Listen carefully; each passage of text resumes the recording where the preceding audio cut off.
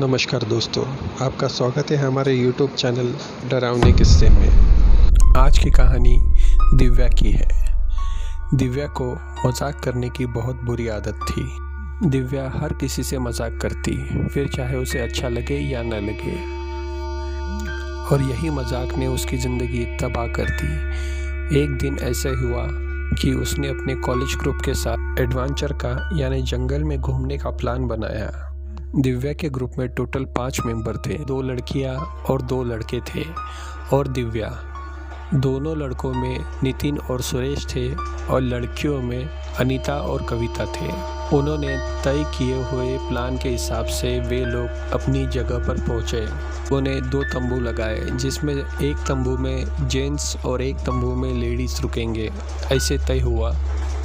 उनको पहुंचने में थोड़ी देर हो गई थी, इसलिए शाम होने के कारण वे लोग कैंप फायर लगा के वहीं बैठ गए। अब दोस्तों में बातचीत शुरू हो गई और बात करते करते वे लोग सोने चले गए। और अगले दिन उन्होंने मैप के हिसाब से घूमने का प्लान बनाया। दिव्या शरारती थी और उसकी खास दोस्त कविता, वो उसका हमेशा साथ देती थी।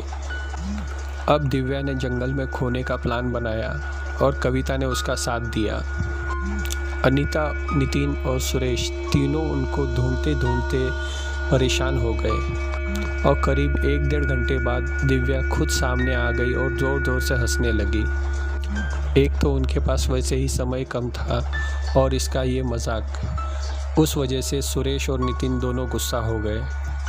साथ ही अनीता ने भी उनका साथ दिया, क्योंकि वो भी ज़्यादा टाइम पास नहीं करना चाहती थी। दिव्या ने कम से कम 2 से 3 बार ऐसा घटिया मजाक किया।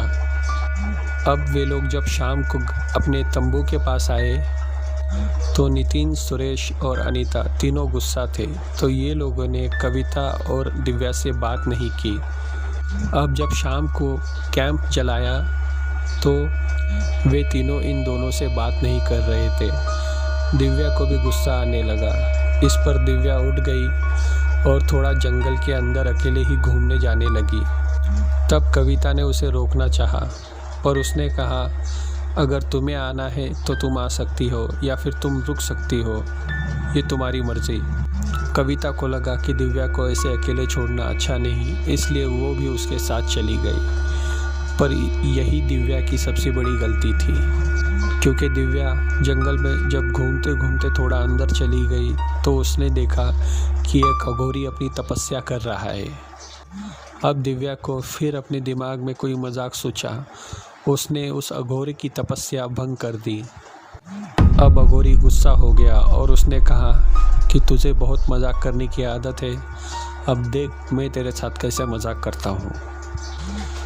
दिव्या भूत प्रेत पर विश्वास नहीं करती थी, इसलिए अघोरी का दिव्या पर कोई असर नहीं हुआ।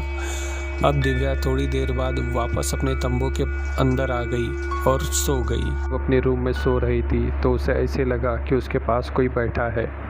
उसने आँख खोलकर देखा, पर वहाँ कोई नहीं था। कम से कम 3-4 बार ऐसा हुआ। अब दिव्या ने उठ के देखा, तंबू के पर्दे के पीछे एक काला साया नजर आ रहा था। दिव्या बुरी तरह डर गई थी। वो चादर ओढ़ के वैसे ही सो गई, पर उसे नींद नहीं आ रही थी। कैसे तैसे उसे नींद आ गई। अब वो नींद में एक जंगल में पहुंच चुकी थी, जहां उसके पीछे एक चुड़ैल पड़ी हुई थी। दिव्या मदद मांगते हुए भाग रही थी, चुड़ैल उसके पीछे भाग रही थी। अब दिव्या दौड़ रही थी। दौड़ते दौड़ते एक पत्थर से वो टकरा गई और नीचे गिर गई। वो चुड़ैल दिव्या के करीब पहुंच गई और दिव्या का हाथ पकड़कर उसे घसीटकर जंगल की तरफ ले जाने लगी। उस चुड़ैल के नाखून बड़े थे। दिव्या के हाथ पे खरोंचें आने लगी। दिव्या चिल्ला रही थी। सुबह होने पर अनीता ने देखा कि दिव्या नींद में कुछ बड़बड़ा रही है। अनीता ने दिव्या को उठाने की कोशिश की। अब दिव्या हड़बड़ा के उठ गई। अनीता ने पूछा, क्यों, क्या हुआ? तो दिव्या ने उसे रात का वो सपना बता दिया। पर ये क्या, उसने तो वो सब सपने में देखा था।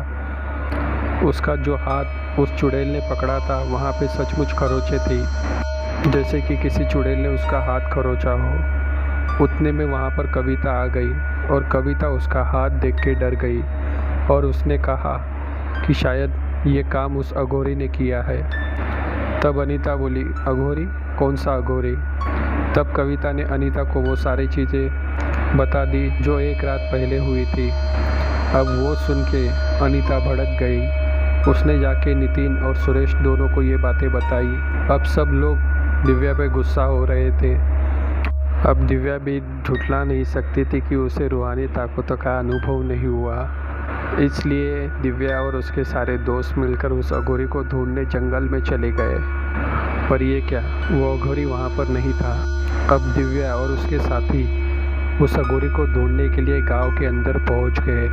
गांव में कुछ लोगों से पता चला कि उसका घर एक आदमी जानता है। अब वे लोग उस आदमी के घर पहुँच गए और उसे सारा किस्सा बताया। वो आदमी भला इंसान था, इसलिए वो दिव्या की मदद करने के लिए तैयार हो गया। अब दिव्या, वो इंसान और दिव्या के साथी सब मिलकर अघोरी के घर पहुंचे और उस इंसान ने उस अघोरी को बाहर बुलाया। जैसे अघोरी बाबा बाहर आए, वो दिव्या को देखकर भड़क उठे और बोले, इसे यहाँ कौन लेकर आया? वो गांव वाला इंसान बोला कि बाबा, इसे मैं यहाँ लेकर आया हूँ। तब जाकर अघोरी बाबा शांत हुए। अब दिव्या ने अघोरी से माफ़ी मांगी। साथ ही उस गांव वाले ने और दिव्या के दोस्तों ने भी अघोरी से माफ़ी मांगी। तब जाके अघोरी शांत हुए और उन्होंने कहा, अघोरी बाबा वैसे दिल के बड़े अच्छे थे। उन्होंने दिव्या को माफ़ कर दिया, पर बोला कि बेटा, अगर इससे निजात पानी है तो तुम्हें एक काम करना होगा। गांव में जाकर एक ज़िंदा मुर्गी लेके आओ। इतना सुनते ही उस गांव वाले इंसान ने गांव में जाकर एक ज़िंदा मुर्गी लेकर आ गया। अब अघोरी बाबा ने उस ज़िंदा मुर्गी पर मंत्र पढ़ते हुए दिव्या के ऊपर से उतारने लगा। उसने मुर्गी को 3 बार आगे से और 3 बार पीछे से दिव्या के ऊपर से उतारकर जल आग में डाल दिया और जब मुर्गी जलकर राख हो गई तो उसकी राख दिव्या के सर पर डाल दी। और अब उस अघोरी बाबा ने कहा कि आज से तुम आज़ाद हो। जो भी तुम पर बला थी वो इस मुर्गी पर आ गई और इस मुर्गी को मैंने ज़िंदा जला दिया ताकि वो सारी बलाएं एक साथ ख़त्म हो जाए। अब दिव्या खुश हो गई। दिव्या के दोस्त और वो गांव वाला इंसान सभी खुश हो गए। अब दिव्या ने और उसके साथियों ने अघोरी बाबा के पांव छुए और उस गांव वाले इंसान का शुक्रिया अदा किया और गांव के मंदिर की ओर चल दिए। अब थोड़ी देर में वो गांव के मंदिर पहुँचे। अब दिव्या और उसके दोस्तों ने माता के दर्शन किए और वे लोग घर के लिए निकल पड़े।